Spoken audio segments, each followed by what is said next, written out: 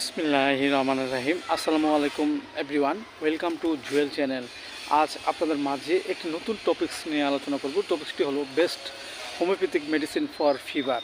দেখেন এভরিওয়ান, এই হোমিওপ্যাথিতে আমাদের জ্বরের জন্য একটি দুইটি কিংবা তিনটি ওষুধ খুব গুরুত্বপূর্ণ একটি মেডিসিন। যেমন দেখা যাচ্ছে যে আমাদের মাঝে জ্বর কেন হয়।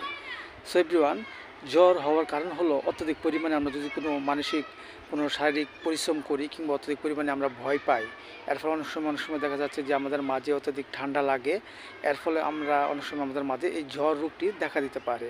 অনেক সময় কৃমিজনিত কারণ কিংবা ঋতু পরিবর্তন এবং রাত্রি জাগরণ এর ফলে আমাদের কারণেও আমাদের মাঝে গায়ে জ্বর রোগটি দেখা দিতে পারে। সো এভরিওয়ান, এই রোগটি আমাদের মাঝে হলে আমরা লক্ষণ অনুযায়ী হোমিওপ্যাথি যে ওষুধ গ্রহণ করতে পারি। যেমন দেখা যাচ্ছে যে এরূপ আক্রান্ত ব্যক্তির হঠাৎ যদি ঠান্ডা লাগে এবং ঠান্ডা লাগার ফলে প্রচুর পানি পিপাসা থাকে এবং জ্বরে উপবাস করে এবং মৃত্যু ভয় থাকে এসব এবং অস্থিরতা অভাব থাকে, এসব লক্ষণে আমরা যে ওষুধটি সেবন করতে পারি সেটা হলো একুনেট 30।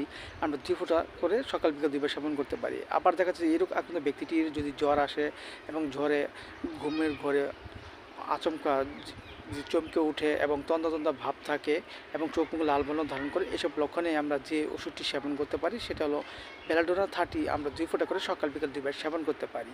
পাশাপাশি আমরা একটি বায়োকেমিক বড়ি ফেরামপস 6 4টি উপর চিবিয়ে আমরা হালকা গরম কুসুম পানি সহ সকাল বিকাল 2 বার সেবন করতে পারি। এতে করে আমাদের মাঝে যে জ্বর যে রোগ সেই রোগটি আস্তে আস্তে দূর হয়ে যাবে এবং আমাদের মাঝে সুস্থবোধতা ফিরে আসবে। সো এভরিওয়ান, ভিডিওটি ভালো লাগলে অবশ্যই আপনারা লাইক দিবেন, সাবস্ক্রাইব করবেন এবং আমার এই ভিডিওটি সবাই শেয়ার করে দেবেন। সবাই ভালো থাকেন। Thank you so much.